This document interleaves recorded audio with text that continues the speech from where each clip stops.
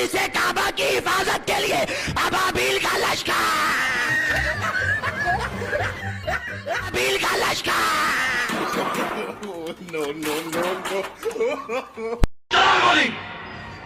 तेरे हाथ में मौत का सामान है तो मेरे सीने पे खुदा का नाम है। अच्छा, देखते ही ये चादर मुझे बचाती है या कफन बन के मुझे कब्र तक पहुंचा देती है।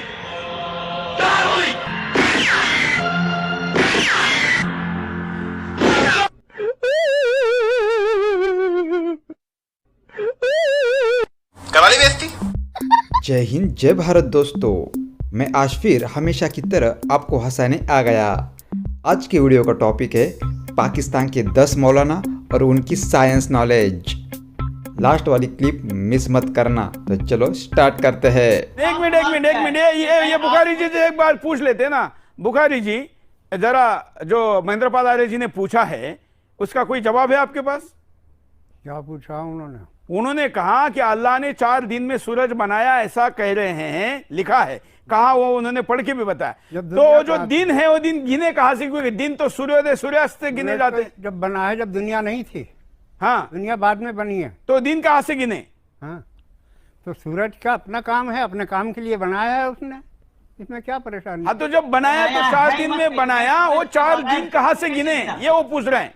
4 दिन कहाँ से गिने? हाँ, मुझे घर जाना है, मुझे अपने घर जाना है।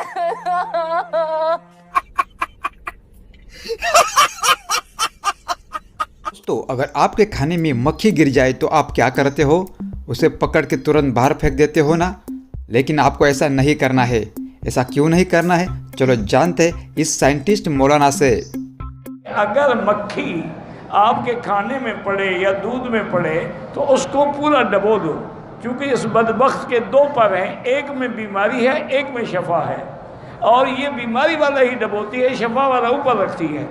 तो इसको डबो दो ताकि बराबर हो जाए, आपको नुकसान नहीं होगा। कि इमाम अयातुल्लाह खुमैनी आपके पास, आपके घर पे एंटी प्लास्टिक मिसाइल फेंका गया है, आप क्या करेंगे? वो कहते हैं इमाम खुमैनी ने कुछ नहीं कहा, फकत कुरान की एक आयत पढ़ी। एक आयत पढ़ी का कौन सी आयत? का उन्होंने फकत कहा अलम तरा कैफा फाला रब्बुका बिअस्हाबिल फील। कहते हैं ये आयत पढ़ी, इमाम कमरे में चले गए, जमाने वालों ने देखा कि उस एंटी प्लास्टिक मिसाइल के पंखे में एक चिड़िया दाखिल हुई और समंदर में फटकर गिर गया। अरे अब तक नहीं समझे?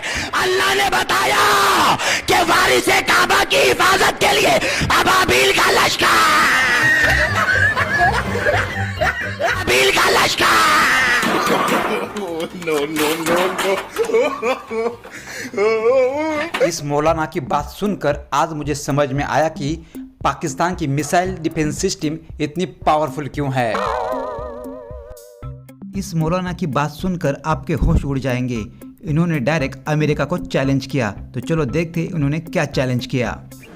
अगर अमेरिका गया है चांद पर तो गया है, चांद तो बिल्कुल नीचे, जैसे ये पंखा छत से नीचे है,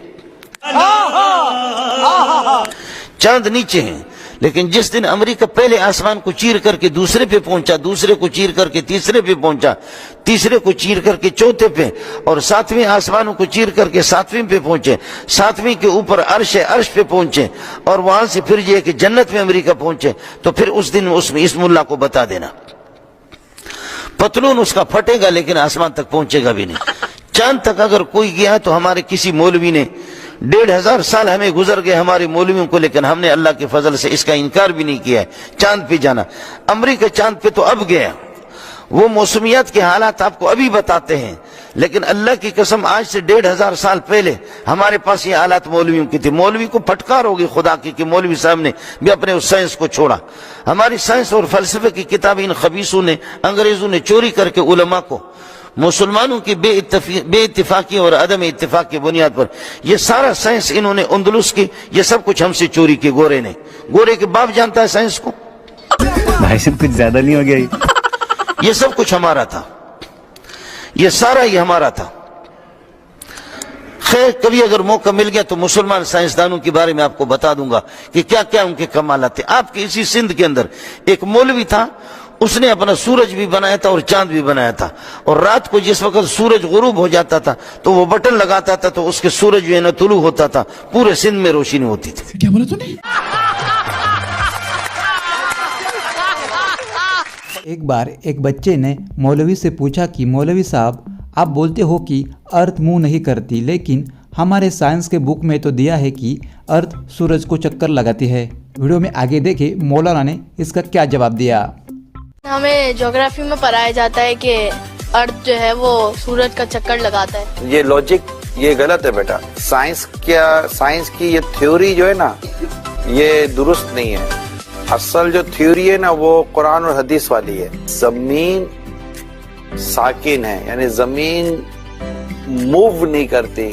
साकिन को एक अच्छा सा वर्ड इंग्लिश का होता होगा साकिन का, स्टैटिक। अर्थ स्टैटिक पोजीशन में है, तो ये मूव नहीं करता।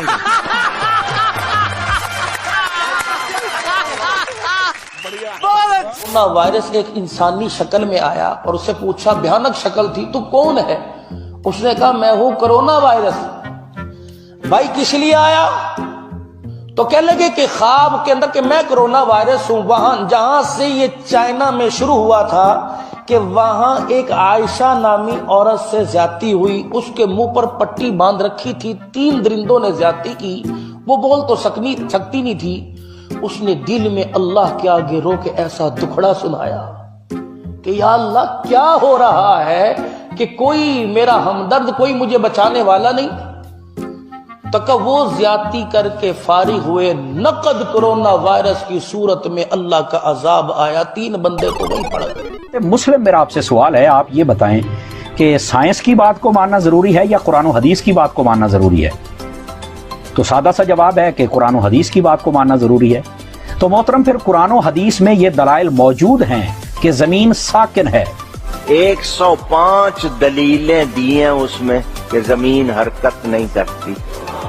दुनिया लगी हुई है उस किताब पर, आज काम हो रहा है उस पर, इंशाअल्लाह हक वाज़े हो जाएगा। 105 दलीलें दी अकल वालों के लिए कि लोग इन बातों की तरफ तवज्जो ही नहीं करते, एक साइंसदान और अंग्रेज की बात को मान रहे हैं जबकि कुरान और हदीस के दलाइल को नहीं मान रहे। मोहब्बत वालों के लिए ये दलील कि जमीन हरकत नहीं करती, क्यों नहीं करती? इसलिए कि मुस्तफा उस पे आराम कर रहे हैं। चांद के 2 टुकड़े किए और ऐसे नहीं कि दोनों यूं रहे और इतनी सी लकीर बन गई, नहीं। हुजूर जानते थे मक्के वालों में बहुत से चिटिंगबाज लोग हैं, ये जल्दी से मानेंगे नहीं। टुकड़े करके इतनी दूर किया कि चांद का आधा टुकड़ा जो है वो पहाड़ के इस तरफ नजर आया और चांद का दूसरा टुकड़ा पहाड़ के उस तरफ नजर आया, यानी दूर दूर हो गए। मक्के वालों की आंखें फटी के फटी रह गई। धरती आज अगर अपनी जगह कायम है, कल को जैसे वो चाहेगा वैसे रहेगी, जैसे धरती घूमेगी नहीं चाहेगा। लेकिन फिलहाल सूरज घूम रहा है। सूरज भी घूम रहा है जी।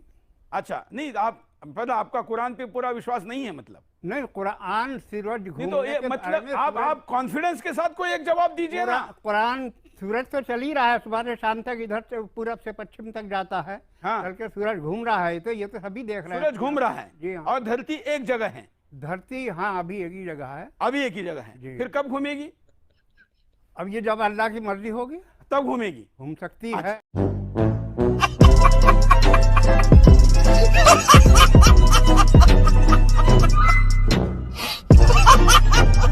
दोस्तों, ऐसी वीडियो देखने के लिए चैनल को सब्सक्राइब जरूर कीजिए।